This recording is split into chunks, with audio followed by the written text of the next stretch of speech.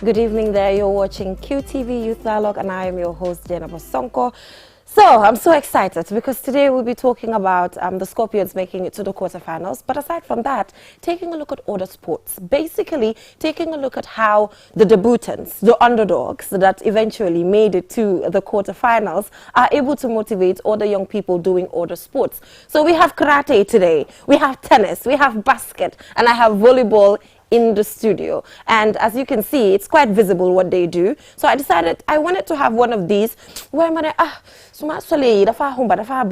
so buy my and this outfit is provided by KB Apparel. Thank you so much, KB Apparel, for the outfit. It's really beautiful. I really love it. So today I'm joined by Fatoumata Jammeh as well as Omar Cisse, who are both volleyball players. I call them champions, you guys. So basically today they will be taking me through how the Gambia Scorpions making it to the quarterfinals has motivated them. But beyond that, we will just have an honest conversation in relation to sports in the Gambia, the support needed, the amount of young people who feel like this can pay the bills, and the list goes on. So yes, welcome to the program, Fatoumata as well as Omar. So let me start with Omar. He's the only gentleman. He's the only gentleman in the building. Let's give him the opportunity.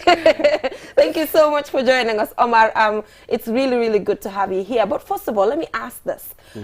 Like I mentioned in the beginning, Gambia is the lowest ranked team when it comes to the AFCON tournament, and they're able to make it to the quarterfinals. What has this added to your career? How is this motivating you to move further in what you do as a volleyball player? First of all, I would like to congratulate the Darling Scorpion, as you normally say it. They did a great history with regards to sport in general, because here we are not talking about football, we are generalizing things. Right. Okay. The Scorpions, they have motivated a lot young athletes, okay, especially the young ones who are out there venturing into sport, who defy all their hopes in sport. So with this great achievement, I'm sure they will be motivated as well. So how are you motivated at a personal level as a champion in volleyball? How did this make you feel in relation to future tournaments that you will get to attend?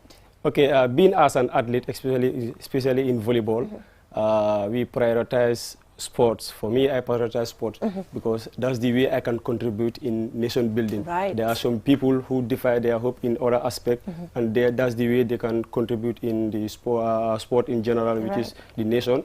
For me personally, that's the aspect I can contribute. All right, and I'm seeing the female team there. Nyomin Fatoumata Jammeh, number two right there. I'm seeing you doing what you do, and we're so proud of you. So I'll ask the same question, how has this motivated you? I am sure there's something special about Gambia making it to the quarterfinals, in as much as you don't play football, but like you mentioned, it's sports in general. Yes, I'll first of all say thank you for inviting me in this noble platform, and also congratulating the Scorpions to reach into that final, because then a lot of us were not expecting that they would reach to that level. But then congratulations to all of them. Well, sports in general, a lot of people term it as something that is a waste of time. But then we know the importance of sport. We know the impact that it has done in us. And a lot of people come and a lot of people will be like, hey, the farm weights. Wow, do you play, do you boost ball, and all that. So the guys come look body load of them affect like an individual mentally. So this got me into the sport. I love the sports, and the guys come, a lot of people young the sports. So what? You can be pretty, be educated, and still have sports attached. And I am so happy that Fatu accepts that she's pretty. Exactly. Man, take program So a lot of people have to accept that. And as you can see, I do go out, talk to people. I have my sisters at home, my brothers that are also venturing in the sport. Also, it's although it's not volleyball, one of them is doing handball, Kenan Kiming at volleyball. So there's a way of encouraging them, because people term sports as a waste of time. It's not going to give you any results. But now, who actually expected that Scorpion will reach up to this level? No. So that is also a motivation. And yeah, alhamdulillah. So I want to know, how do you fight those biases or those should I call it bullying? The ones that tell you, oh, you're too fat, you can't do volleyball. So what keeps you going? How do you push to continue doing what you're doing despite all of those comments? Yes, I think the most important thing in a human being is to believe in yourself. No matter what they say, just believe in yourself. Because they don't know how you got to that level. They don't know why you're doing that sport. Basically, when I was coming into volleyball, the reason why I got into the sport is to lose weight. That was the main objective. Okay. To lose weight. But then I went after, I realized that, yes, I can do the sports. Because last year I was nominated and also was awarded as the best setter in the female team. So alhamdulillah, we made it to the Zone 2 championship. Congratulations. And we took second. And the boys actually won. Yes, they the won boys the cup. won, yeah. Yes. So it has also affected me mentally because I will go home. Sometimes, I will sit and they will, hey, you don't want to play sports. I will not show people that I'm hot. Yeah. But then when I go home, I think of it, then I cry. I'll be like, yeah, then let me just push up so that I can lose more weight. Because so this is my thought before and after, and I know this is not Fatima. Oh, really? Can you attest to that? You saw the difference? Yeah. You did? Yeah. So a lot of people will be like, no, Kido Fatima. Wow. No. Then after I can see the difference. But then I went after Mahamdane. It's not worth it. Because then some people can push you to do something. And the comments that people will say will push you to do something that is not even right. Yeah. Although they have pushed me and I've lost weight, alhamdulillah. But then sometimes the way they will do it, it can affect you mentally. Okay. But then I have overcome all of that, and now everyone being Fatima, alhamdulillah. That is just about believing in yourself and having that confidence in yourself. Right. So Yusuf, man buga na nga ma Fatima number 2 fufu no suma kana magisko. So we're still on you. Okay. You got into football, volleyball rather, to lose weight, and you're eventually, doing so well in it to the extent of being awarded as the best player. How did that happen? From trying to lose weight to knowing all the technicalities involved in it. How did that happen? Yeah. Well, it was all about training, because training is what can give you results. Without training, you can never have results. Right. A lot of people venture into something, but then they realize that, yes, this is what I can do, this is what I am good at. Then they go in for that. Yeah. So I have been doing a lot of training, a lot of exercise. I have this guy whose name is Konko Fisher from Gamsel, fisherman. Yeah. I call him every day. He'll be like, yo, he was this person that was motivating me, pushing me. Right. Sometimes I even go to their own club. Club, Serakunda is. Right. But Alpha is there, go there, ma train a guy. Then they'll be the one to push me. My coach also contributed immensely on my own improvement. So that is it. All right. So how about you? Yen ay champions yen gold medal yen in the yen win. So how are you able to do it despite all obstacles? Yeah, let me both with regards to the champions here. When we see volleyball at the zonal level here in the Gambia, Zone 2 comprises of 8 countries, and Gambia is number 1 and currently the champion of Zone 2. Amazing. Which is 3 weeks back we were crowned as a champion in the Gambia here. So, I'm in the middle of champions. Yeah, so on that note, boys, I congratulate you. Yeah, the things that inspire me to play volleyball and the challenges that I encountered. I started playing volleyball back in 2008. Wow. But there are a lot of challenges that I encountered. Okay, because looking at the family aspect, I encountered a lot of challenges in the family aspect. Because being a young person, okay, going to school, playing the sport, okay, for us, ñu suñu papa yi moom jaaga rek. So jaaga dafa am solo nag ñu ñëw si loolu ñu ñëw si jaaga ñu ngi ñëw. So that was the thing. Okay. Yeah. He did my family were trying to motivate me to go to school. Right. Which I was so much instrumental in equating the sport and the education as well. So luckily today I'm able to carry all those things. With regards to the challenges here. Here there are a lot of challenges that I encountered during the tenure of my training or during the tenure of my development of volleyball. Yeah. Here, when we say the environmental aspect here, okay, because around 2012 when if I prepare to go for training, you see my colleagues, you say, hey, volleyball game is jigin la. You see all those stuff. Can I play football? Okay, which I believe that football is not the only sport that can take the name of the country to a higher level. Right. Then I trying to develop myself. Then luckily today I represented the Gambia in zonal level, continental level. Alhamdulillah. So and the list goes on. More is to come. More is to come. So ñu wax ci janga bi. Nga ne yaa ngi janga di def sports at the same time. Lan mooy njëriñ bi? Yes. So ko xoolee you learning, because I'm in my final year in the university, major in HR. Yes. So we have to understand that there is life after sports. And you cannot just depend 100% on sports. You reach a stage where sports cannot be there to support you and your family, but then your documents would be there to support you, because then the knowledge that you have, you cannot give it to someone else just like that. But then the skills that you have, you can teach other people to gain that. But then the knowledge still stays there, and no one can take it from you unless that does that. So once you have that, that is going to be one thing that is going to back you up after the sports, because you cannot do sports forever. Don't let them be 60s play sports. Exactly.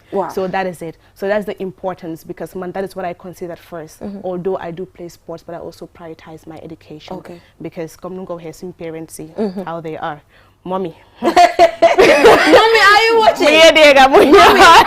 Mommy, buy you play basket. Buy you play volleyball. Buy you play volleyball. So the funny thing, when I come back home, dem nga school, school. Yang fi di top volleyball bi rek demal nga jang FO. Yang ni ak nele menako okay, I would do that. But then now she's my biggest supporter now, because then you're making exactly. So that is it. So one thing I have to say, Moine, let us not joke with education, even if it's not about you going to the university or tertiary institution, but then learn something else that will back you up. Exactly. Even makeups. We have a lot of people that love makeup, so they can put that and be a backup. So that is it. So your photo, yeah, with regards to education, like I said, I completed grade 12 senior school, then I later pursued my education to the Gambia College, and currently, as I'm speaking, I'm a PE teacher, major in maths and physical education. Amazing. So that's it. So the young ones out there, okay, especially those going to school, do not joke with your education. Sport goes with education. Okay, especially the young ones, because here in Abogo, I'm also inspiring a lot of young kids, okay, who are still going to school and learning volleyball. So I normally tell them this: hey, if you are playing in the court, okay, who's stupid to play volleyball? Because as far as you are delivering on the sporting aspect, you can also deliver on the educational aspect. Why man dega na finna sa sports sa under calculation maths. Yeah. You ne koy play ñu ne koy def sports nga wara mun maths. Degala. Ban bor la nekk. Yes, because so hole man role might play as a setter. Da nga wara calculate fan la ball wara am pour attaquer bi ñëw attaque ko. Okay. Back set boobu doo dee xool da ngaa taxaw rek ekkati ball bi si gannaaw. So da ngaa war a calculer distance boo nekka ak noo ko war a ekkatiyee. nga war a xool kooku tam dawam bi nga war a read speed bi. so loolu yëpp bëgg a wan leen ma gars yi jigéen ñi di daw si volleyball bi ma xam naka la. waaw mooy nii. ok so nga ne yaay kan. yaay ñi góor yi la. waaw ñi góor yi gis nga Omar so Omar nga ne maths bi dafa applicable fii nii. waaw lu tax ma ne maths bi dafa applicable fii nii. because volleyball dafa nekk game boo xam ne game bu gaaw la. okay because it comprises of high ball. okay so fii nii it need maximum concentration. and maximum concentration need maximum calculation. okay so in that aspect 3 touches la. so focus utee rek ak nga calculer di touches rek then you will not. kon Fatima dafa mel ni man du ma mun def lii de because man dama bañ maths. non di ko mun si classe bi ma daw. kon man du ma mun. non di ko mun da ngaa concentrate rek. da ngaa gën a concentrate waaw. with regards to the game am na ñoo xam ne they are not digit oriented. but xam nga they are fine players. yeah they are right. but anyway like I mentioned we are featuring different sports. different from volleyball, different from basket and just everything. So we went karate. I went personally karate, Fatima. You can do it. te def naa ko. Let's go take a look at it. Okay.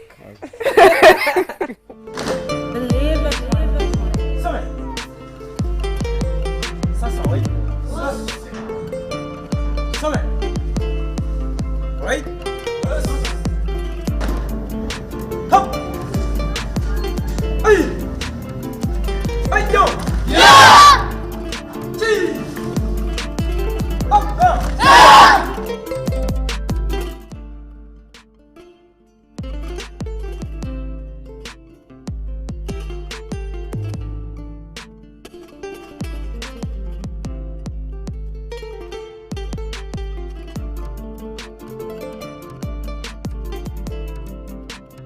yokku na ma jom yokku na ma fit ba mën a dem ci kanam comme Gambia ni mu def parce que Gambia suñu footballkat yi fuñ dem dina ma yokk fit dina tax lu ma doon def ma gën ko yokk am si fulla ak fayda.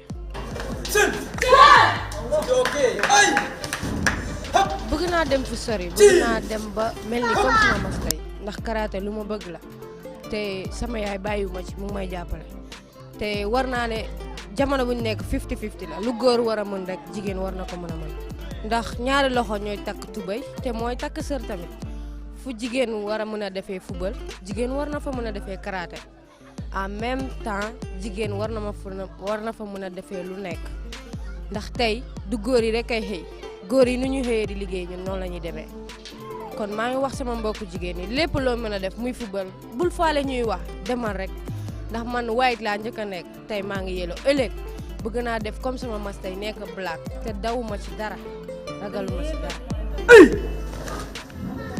lépp ci ay ñun mbégte bu ñu am si loolu noonu koro bu ñu jox tamit mooy ne da ngaa gis ne nu ñuy demee bañ mun a afcon game bii ni waaw soo dinañ bëgg a woon ne gars yi tamit another sport mu ngi fii bu mel ni comme the same comme like football bii ni dinañ am world karate competition yi African championship yi so dañ bëgg a tamit gars yi ñu yëg ne tamit ñun tamit ñu ngi si dëkk bi fii ñu ngi yëngatu comme gars yi football si ñu ñoo yëngatu pour mun a yóbbu dëkk bi tuddam kanam di seen ñun tamit noonu lañ mel fii nii ñu ngi liggéey bot dañ bëgg a gars yi yëg ñu daal ñu ngi fii nii di liggéey so dañ bëgg a yokkute rek lañ bëgg a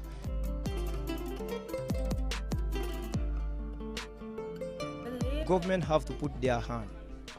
What I mean by that, they also have to be part of our sport, putting their funds inside the sport, you understand, so that the sport also, karate itself especially, can also reach at that stage.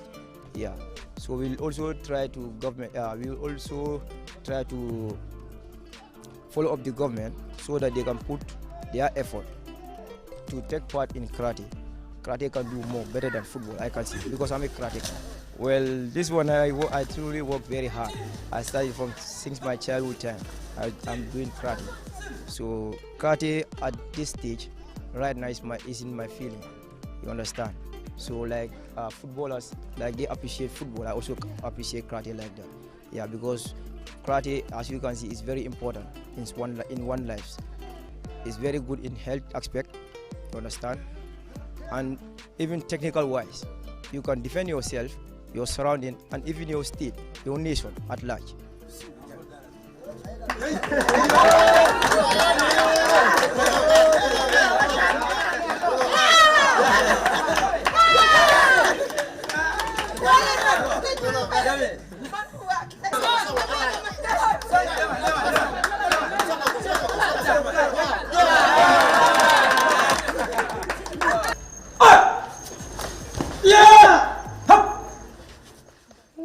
That's me there with a blue belt.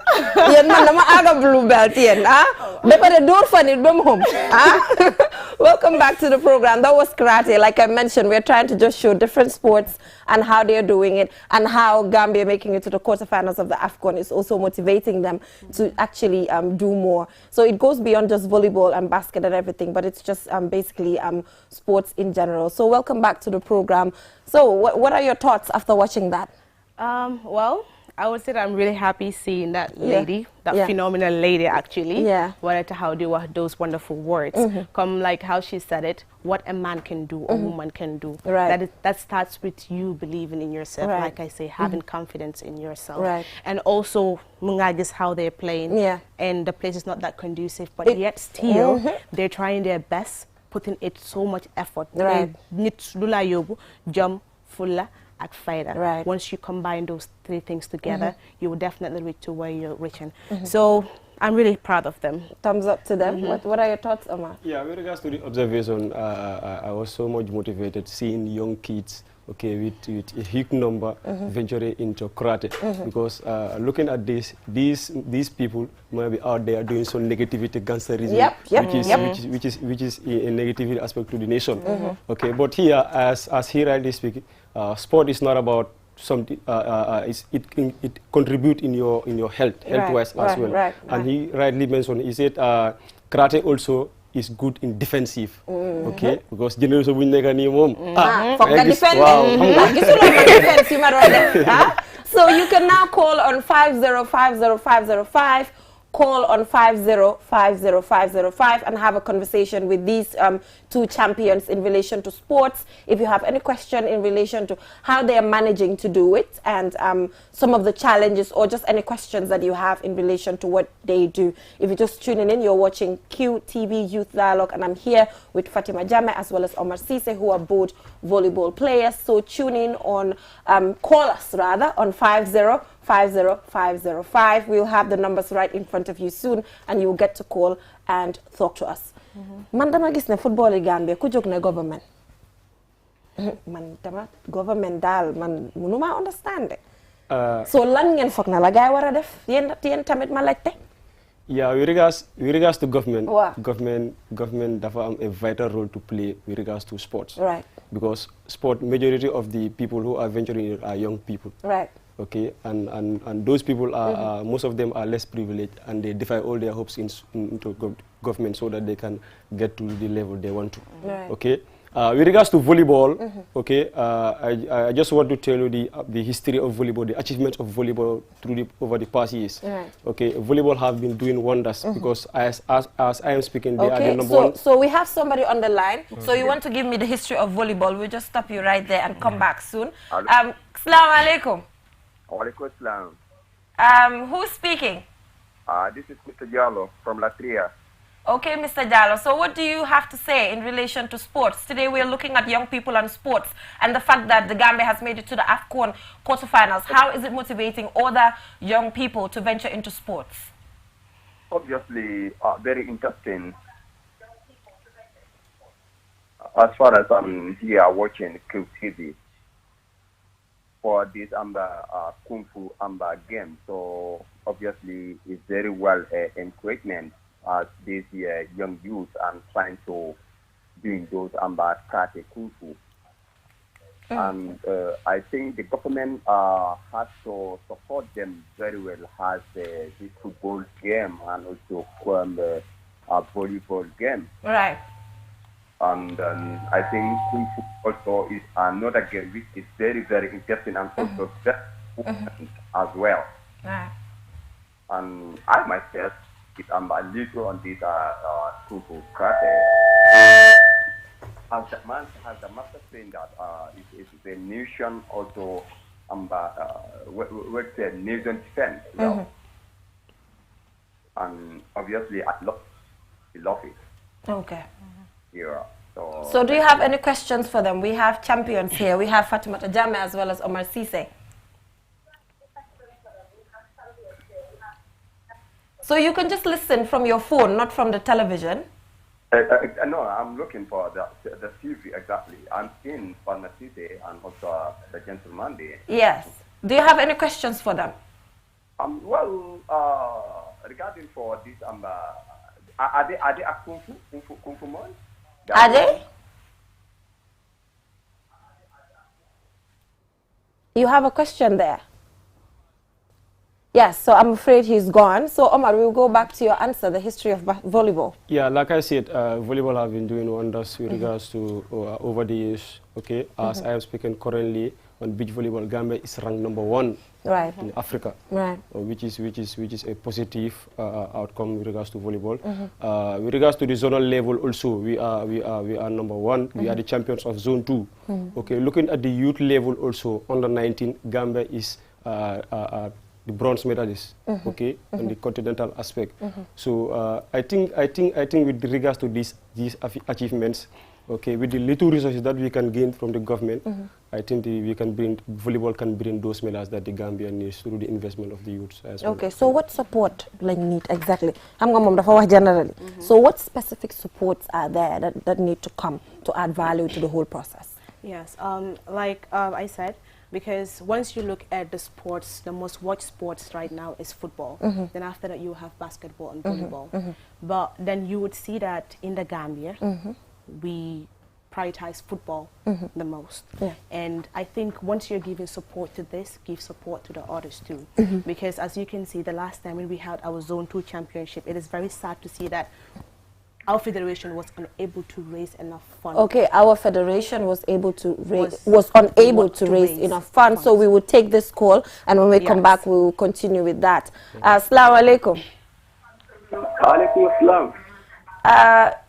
Kan la ñoo waxal ñu ngi la dalal ci programme bi. Waaw, man la Ensa Jaju. Okay, so Ensa lan nga am pour wax ci programme bi? I'm very much happy. I'm very much happy. Okay, so do you have any questions for our champions here? Yes, I have one question for my teacher. For your teacher? Yes, it's not my teacher. He didn't teach me, but he's a teacher. Okay, what question do you have for him? Yeah, I respect teachers. You respect teachers? I want him to inspire me or to encourage me how to play. Yeah, I want him to encourage me how to play volleyball. Okay, he's listening to you. Talk to him. Yeah, thank you. Yeah, thank you, Ensa. Anyway, during you can see me, okay, after the program, or you can come to the school. Then I will directly where how to play the game and where to play it. Okay, kon Ensa bal sa number sa suuf yow buñ paré dinañ la connect ak Omar. Thank you. All right, so we can continue. Yes. So you would see that our federation was unable to raise enough funds because, as you can see, our campaign was delayed due to lack of funds. Sometimes it's really hard for us to have transportation, as you can see. Pass Sibir Gambia. Yes. Fee wala sorande metuki. Internal transportation. Internal transportation. Bir Gambia fee. Gambia was a problem. Because then you Swing Federation by the high. Buten dalasi bi wala town trip. Buten dalasi bi.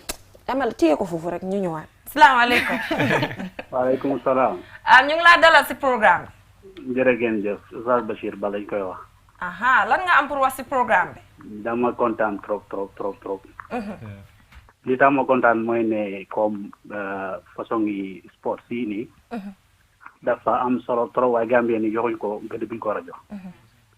ndax daanaka ni joxe it mooy yeneen sports yi nga xam ne daanaka mën naa am su may xool sax mën nañoo xam ne damay farfarloo waaye yii nii mën na jëriñ communauté bi si boor yu bëri. ndax ñun li ñu sonn a xam ci sport bi mooy discipline bi lay jàngal respect bi lay jàngal yar bi. éducation balaa dara di ñëw. soo wér-gu-yaram gi ci am fi ni sudul loolu sax léegoo léegi yenn xew-xew yi am mën nañ leen a use pour ñuy contrôle match yi di am si xale yi pour ñoom ñu ñëw fa pour yooyu yëpp daal yu am solo la. so maa ngi nuyu nag Mr Tall xam naa bokkuñu area moom ñu ngi def karaté Shotokan ñun ñu ngi def taekwondo. so waaye daal bëgg naa daal yéen QTV ngeen jox yitte lu mel nii. waaye maa ngi tamit di wax ne gars yi ñu gën a bennoo pour fexe daal ñuy am mbootaay yu dëgër ndax tamit seetlu naa ne daal spécial lu mel ni taekwondo ñoom mbootaay mooy problème bi so ñu fexe amee mbootaay yu dëgër. ministre yi nga xam ne moo amee wàllu sport bi ñu bàyyi leen xel. mooy ñu gën a organise daal pour ñu favoriser sport bi. so ñoom lan nga leen bëgg a laajte Fatoumata mu ngi nii moom mu ngi nekk jigéen di def volleyball. ñi def volleyball ok te xam naa area boobu moom des naa ci ma affaire karaté yooyu noonu laa gën a xam. waaw waaye daal sport daal moom général yëpp. dafa baax waaye gis nga ma man blue belt laa am de. blue belt waaye yow taraay nga am black. waaw baax na ñaanal ma rek baax na jërëjëf. yes so Fatou. so man town trip la wala 10 dalasi. 10 dalasi. waaw continue. Yes. So then I guess that was a problem because then I guess all the players outside from Senegal, Agua Guinea-Bissau, they all came. So then you guess action van you do that. They yakam this pour gina pour guy bunyi guess. So it applies to both male and female. We're all going through that struggle. But then Federation, they have tried humanly possible. You have a very comfortable place to stay at. But then transportation was a very big problem when it comes to funds. So danga buga wane boss amut. Boss amuton. Lo hell? Well, I don't know the exact reason, but then I'm sure that they have written to the government, and then they were promised to get 3 costers, but unfortunately, the game isn't any. Wow, why football football again like very high is volleyball? Wala? Well, see, aduna bi yep. Man na malekte de man xawma. Aduna bi yep. Football or volleyball? No football. Man again am halis. You know, to add into that area. We all know football is the dominant sport in the world. But with regards to government, if you government they want to equal opportunity to all sports because we are all citizens. Government daf ñu wara jox equal opportunity ñu ñëwaat ci lolu. Assalamu alaykum. Waalaikum salam. ñu ngi laa dalal si programme bi naka nga tudda? Waaw maa ngi tudd Ibrahima Diatta assistant captain. sa gaa yaa fi nekk de lan nga am pour wax sa gaa yaa ngi nii de sa champions yaa ngi nii de. waaw wax nga dëgg kontaan si ñoom kontaan si gaa yi nag. right so lan nga am pour wax leen. nuyu naa si Omar nuyu si Fatima. jàmm moom kay lekkakat la. lan nga wax. lan nga wax. nga ne lekkakat la. lekkakat buy play volleyball te nekk star. exactly wax ko ko de. wax ko ko. so lan nga am pour yokk si sport bi tamit. moom dafa mel ni ñàkk nañ ko gis nga mu ngi laa tooñ de. gis nga. loolu li may def. so foofu daal ñu ne yow yaay lekkakat bi daal. mu ngoog yes. Yeah, Jera, shout out to my assistant captain and the captain as well, Amadou Diadio, the coach, teammates, ñëpp boy sacrifice bi dafa over na bëri sax. Sacrifice bi bëri na de. Sacrifice bi bëri na de. But with regards to encouragement, we are truly speaking, we are not motivated. The motivation was not up to standard. Okay, and let me tell you one thing: the volleyball players, Gambia volleyball players, Jambar Lende. Let me tell you what, because looking at the little resources that we can secure, we try to make something big. Okay, because if you want to explain the constraint that we encountered with the results buñ am ni xam nga soo ko balancer da nga xam ni yow diga ñi moom at least they were doing wonders. So lu ma urge moo nekk on the side of the government, okay, opportunity buñ jox yeneen sports yi try ngeen jox that opportunity to volleyball ñun bëgguñ 100% sax try ngeen jox ñu 60% rek den ñun dina na andil the results. Okay, so that's it. So yéen soo leen winee ndax xaalis daf dee dugg si. waaw ñun suñ win ba gaay am ni gisaguma xaalis de. xaalis daf si day attaque dama bëgg a xam rek. With regards to that, ñun personally ñun we are just an athlete, we are just players. So with regards to the financial aspect, xamuñ si dara. So do you get paid for doing this? Man loolu laa bëgg a xam tamit. Well, we were given allowance. Allowances were given, but apart from that. Suñ ne allowance you do. Yeah, it's reasonable. So ne reasonable lu mean? Yeah, maybe around 5 to 10. But to me it's not reasonable because so calculate the preparation, okay, the sacrifice your def yep nga calculate ko to the allowance so ko xolé the negative side la mo dem. So ñom well, I think I concur with that. I definitely concur with that. It's not that reasonable. But then I think with regards to the federation, they have tried because they were the ones that had to come up with this because we were not going in with the impression that we were going to be given we weren't going in with the concept that we'll have allowances. Yes. So we'll come back to that now. So who's on the line? Yeah. Who are we speaking with? You're talking to Mr. Obi. Okay. Mr. Obi, from where? From Unumbaras. Okay, so what do you have to say about our champions and just sports in the Gambia in general? Well, first of all, come up with the Gambia national team who have just did something, the maiden appearance of the African Cup of Nations. Yeah, Cup of Nations, yeah. So, secondly, I also thank the Volleyball Federation also, what they have just done, the recent ended WAFU Zone 2. Yeah, this is very well. So I also like to thank Umar also. They have been doing pretty much good work, and the sister also. So what I have just asked the president is that the government cannot do all also. Maybe the government can try to assist to it also, like how they are just doing in sports. I know sport is the most loved in game, but volleyball I've been checking them also. It's a very nice game. I can't play though, but I just love it so much.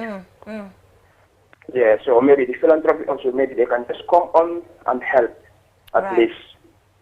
We have companies in the Gambia who can just come and just help in. They should not be here, taking our taxpayers' money or whatsoever, but they have to just contribute a little at least. That's my take. All right, thank you so much. So he's calling for corporate social responsibility, calling for other companies to come in. It's not just about the government. In other countries, we've seen athletes being signed by big labels, you know, big companies and all of that. But we do not see that in Gambia. No. But then, come Numko here, it's really important, although the government cannot do everything, but at least let them at least give us some little bit of support. Because you can see like the likes of Gamtel Gamcel, they're also sponsoring a team with this name Gamtel Gamcel. So you can see that they're also supporting and contributing into sports in te ñun nag Gambia. QCell ñëw leen ngeen wax ak ñun ñun boo leen ñëwee wax ak ñun dinañ yëngu de. ñëw leen wax ak QCell. boo leen ñëwee wax ak QCell QCell marketing ñoom tamit am sure ne dinañ si dugal seen loxo. comme ni ko si suñ CEO bi waxee rek the last time bu mu winee si Taxpayers Award bi mu ne QCell suñu bos ñun luñ am pare nañ pour dugalaat ko soo ñëw leen wax ak ñun. waaw boo leen ñëwee rek su ko defee yëpp dina sotti incha allah Omar nga ne yow di nga ñëw.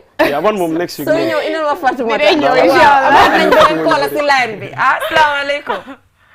Good evening. Good evening. Who are we speaking with? It's me, Rohi. I'm calling from Colony. Okay, so what do you have to say about the program?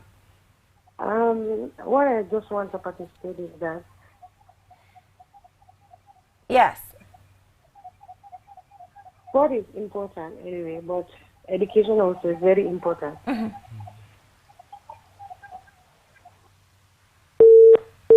Okay, sports is important, but education too is very important. Fan lañ amoon.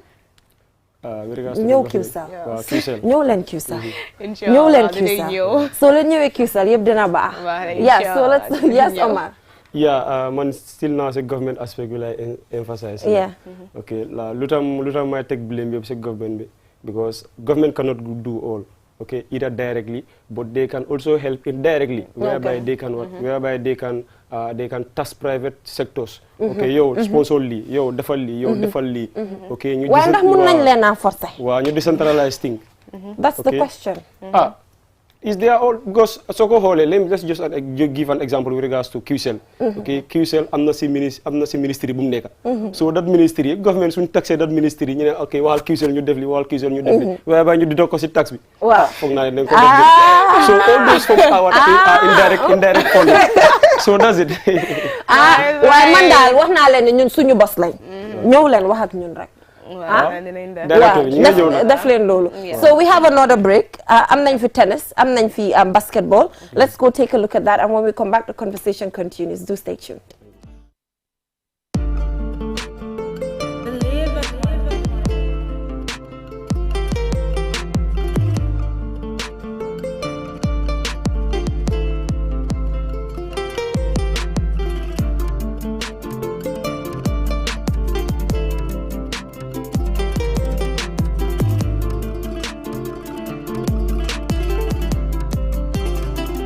Motivate me in such a way that I will see it as a great achievement for our country, and us the tennis players too should be motivated in a way that when we also go for international tournament, we should know that we can also achieve something like that, and that could be in a way that if we also have the support like how the footballers too has the support.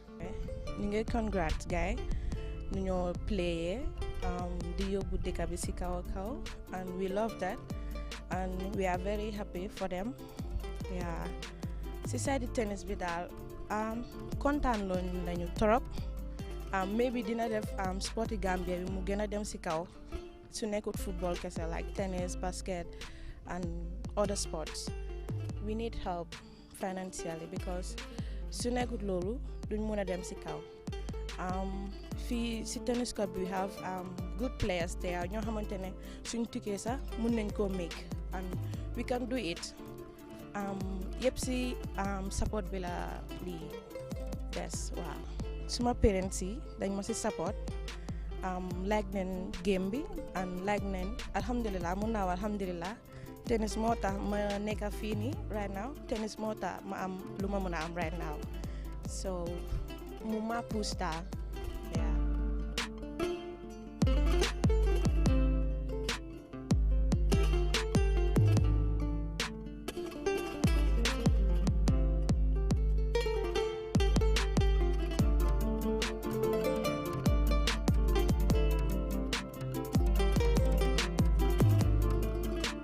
I think Gambia winning the qualifying has set a domino effect for the whole world of sports in the Gambia, and I feel like the youth will be motivated and driven to athletic excellence. I feel that Gambia as a whole should continue to lay down the ground for basketball to be more spread out, and more institutes like this one that I'm at right now, Q City. I feel that the youth would really be inspired and moved by it. Welcome back from that break. If you're just tuning in, you're watching QTV Youth Dialogue. So there you have it, Fatoumata. That's basket as well as tennis. Yeah, as you can see, they're also complaining, also giving the same complaints that we're giving. That is the support that we need. Yeah. Because sports like this, it needs to be all equalized so that everyone can. Why ndax mun na mo equal bu dee the same xaalis nekku di duga man loolu laa bëgg a xam wax ma si boobu bu dee nekku di indi the money. If the sport is not bringing wow, because you know football mooy indi xaalis man dama laajte rek de. Yeah, let me ba ma ñëw in that aspect. Okay. Fii equality dafa war a am on the side of government. Okay, because government soo ko xoolee different sports they am seen own association and federations. Okay, so ñëwee football ñoom they know how to manage themselves. Okay, but when you come to government we are all equal here. We are all representing the same flag. We are all representing the same Gambia. doo dem volleyball muy play ñu ne Fatmata la ñoo represent wala Jenaba wala executive volleyball federation. No, we are representing the Gambia. So I think equality should be there. Okay, despite the money that it brings. Yeah. Or si level bu nekk still, everything needs to be equalized. Because then I'm in sports ministry is there. Everything needs to be equalized. Everyone wants to be in that level. And come I'm not you competition outside. I'm not even boxing you get competition outside. You in the medal, but can so all of these things has to come out and people know that this is what is happening. So okay, we have a caller on the line. Assalamu alaikum. Wa alaikum salam Jay. Naam. Lan nga am pour wax ci programme bi? Bara may start commencé waaji Omar. Waaw. Ak Fatima man la Mr Sagna Cheikh Maska waaye su ma waxee loolu xam naa ne Omar moom dina xam. Waaw lan nga am pour wax? Comme like dama bëgg contribuer ci programme bi. Right. ñu ngi laa dégg. Waaw comme like soo gisee ñu ne comme like equal opportunities bu noonu ci side government bi dañ nekk di wax. Okay. Waaw comme government bi xam nga gars yi dañu war a xam nga yaa jàppale nit ñi. Because of soo gisee yeneen xam nga sports yi wala yeneen discipline yi gars yi ngay dem. Like other countries, there's no need for me to mention any other country. Right. Waaye da ngaa gis ne leen de ñoom soo gisee gars yi dem government bi ak yeneen institutions yi ñoo nekk di pousse gars yi. Waaw te am na yeneen scénario yu bëri yu nga xam ne sax dama ko dee waxtaanee Omar wala moom tam am na scénario yu nga xam ne su demee ba ñëw sax daf ko dee waxtaanee ak man. Da nga lay gis ne comme suñu demee camp génn da nga lay gis ne comme government bi lu mu doon supporté comme la gars seen players yi. ak ñun suñu government lu mu doon supporté ñun suñu players yi da nga lay gis ne daf dee quite different. Da nga lay gis ne comme ça match bonus sax si boppam sax comme yeneen country si lu gars yi di am ak Gambia lu mu dee am du dee nekk benn.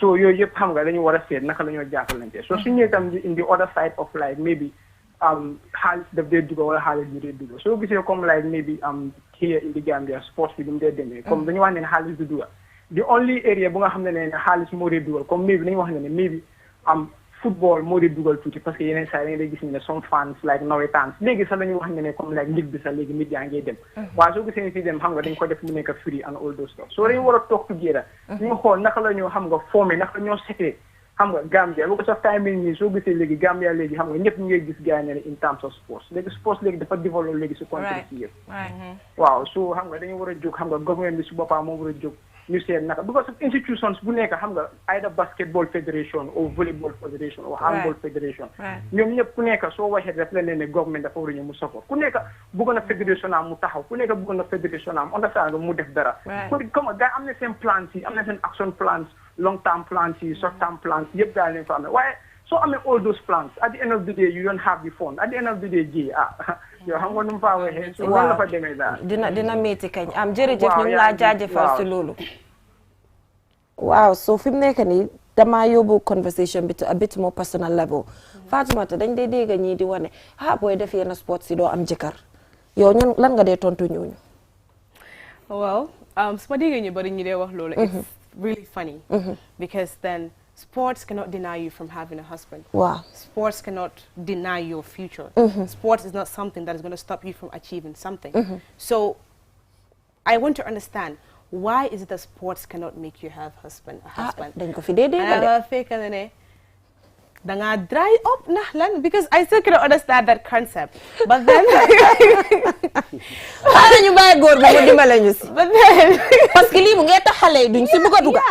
So sometimes it's really frustrating because sometimes you want to play sports, you cannot have a husband go because I'm structured goal and all that. That doesn't actually make sense. If a man loves you, he will love you for who you are, but not for what you are. So that's the most important thing. So that mentality has to come out of people. Once you need to have a husband, you would have it. So not be a fan of for who you are, but not based on the sports. Yeah, with regards to that aspect, there are a lot of especially on my side, because ni ma dee train ma dee gis xale yoo xam ne dañ dee tey wala week bi su ñëwee next week duñ ñëw ma laajte gars yi ñu ne ñu discrimination yu gars yi am it's not, if you are not strong headed doo ko di mën a continue. So on that aspect foog naa ne lii dafa nekk a habitual to our environment si culture bi la. ok because soo ko xoolee ñun suñu yaay yi suñu papa yi defuñ sport. ok su explain suñu yaay yi. so that mentality pour nga change that concept into them xam nga daf dee difficult. it's kind of difficult. so along the same ñu suñu generation we are trying. waaye Fatoumata su ko mënee def foog naa ne keneen ak keneen mënuñ ko te loolu yéen tamit loolu yaa ko fi dara. exactly.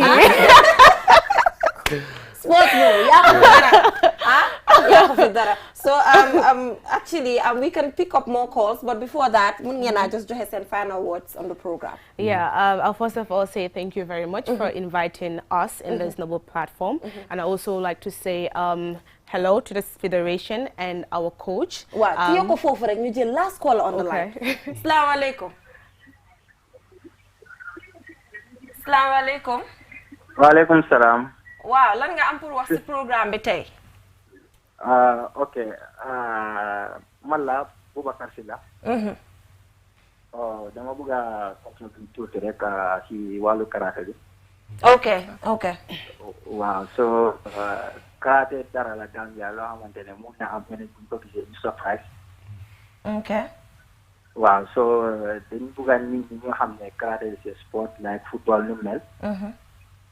waaw ak yeneen other sport ñu mel ci dëkk bi fii. waaw so di nga gis ne daal ñu football bi mun a yóbbu dëkk bi fu mu àgga. other sports tamit ngeen mun a yóbbu dëkk bi. they are that state level. so naka nga foog la ko mun a yóbbu. waaw lu ko gën a yóbbu mooy daal xam nga nit loo bëgg a kay foog nga teg si sa jom. gis nañ ne tamit ñu ko bëgg a tamit ñu ngi teg seen jom foofu pour naka la ñoom ma dem si kanam. waaye dafa mel ni yow noo mun di am jom si biir bi foog nga am support bu dëgër si gannaaw boo xamante dina la mun a yóbbu. right. because financial service boobu problème la. c'est big problème. bu dee boobu amuloo ko rek. so yow effort boo mun ti def rek doo mën a dem fenn. because di nga gis ni comme dañu war a génn dem outside. dem compete outside. si nga gis even léegi pour dem even game yi nii Sénégal fii nii sax c'est a problem because of financial service. right waaye dafa mel ni fi mu nekk nii spend nañ fi 50 minutes so we have 5 minutes to go so ñu ngi laa jaajëfal si lu ñu join si programme bi di wax ne karaté tamit ak yeneen i sports comme ni nga ko waxee mun naa yóbbu dëkk bi kanam jërëjëf. so Fatoumata. Yeah, so like I was saying, I would like to thank you for inviting us into this noble platform, sending our regards to the Gambia Volleyball Federation and our Honorable President, Mr. Baidudu Diallo, and also thanking our coaches, LF, Baji, and Mari M. Wada for the support, and also the female players out there, especially national team players who have played so much and also contributed so much towards the success, and also congratulating the male teams too. And also what I would like to say is that a message to the girls, let them believe in themselves. Right. Let them put that confidence in themselves. Don't let anyone bring you down into something that you can do. Believing in yourself is what can take you further. Right. Not everyone's talk. So, and also to the government, like we said, bëgguñ loo xamante dañ ko wax fii nii ba pare I just have to say that so they have to put in the support because we definitely need it because everyone that you're seeing here who has talked in the aspect of sport is talking about the government that they need to support because that is what we need. Without the support we can go anywhere. Waaye yow Fatou yow man xam nga lu ma jaaxal yow all round nga xam nga lu tax ma wax loolu xale bi dafa mun wax xale baa ngi study HRC university xale bi volleyball player la yow loo àndal bari na de and also dama mun way de I also sing. You also sing? I also sing. Jox ñu a cappella. Good. Waaw na jeex. Yummy yobu ajina na ajina na yummy yobu ajina na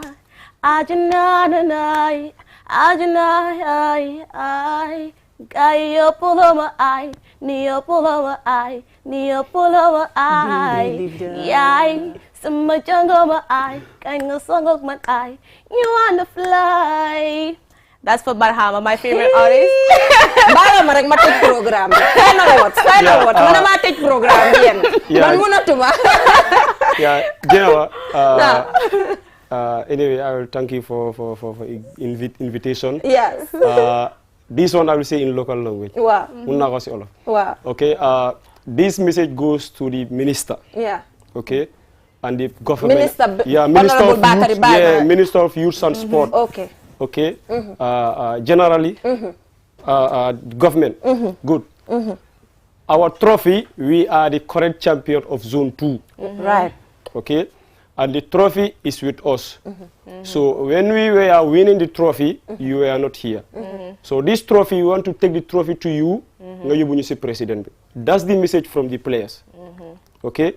Then the other one is, I would like to thank my parents, mom and dad, okay. The other thing is, the other message that I have is, my club, we are preparing for African. Few seconds. Yeah, my club, we are preparing for African Club Championship. Yeah, right. 2022, and currently we are high in gear in the and preparation. you want to see the president. So that's it. This outfit is provided by KB Apparel. Thank you so much, KB Apparel. Yo, suma sense safula. Safnama. Suma sense safula. Safulala. Okay, till we come your way next week. Bye for now. Thank you.